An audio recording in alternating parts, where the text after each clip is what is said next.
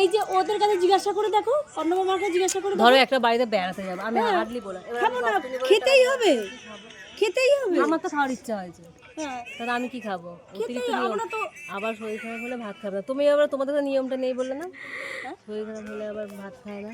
কি হলে কে বলেছে? তুমি বললে না তোমাদের নিয়মটা। আমরা অনেক দিন পরে আবার আড্ডা দিতে চলে এসেছি, ঝগড়া করতে চলে এসেছি একটু ছোট্ট ব্লগ নিয়ে।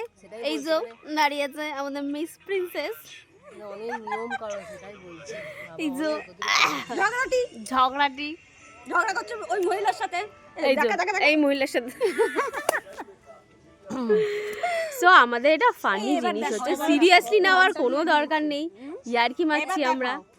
বাবা যদি মাথায় ঘুমটা দিয়ে আমি দেখি আমাকে দেখি। যদি তোর ডাক শুনে কেউ না আসে, একলা চলো রে।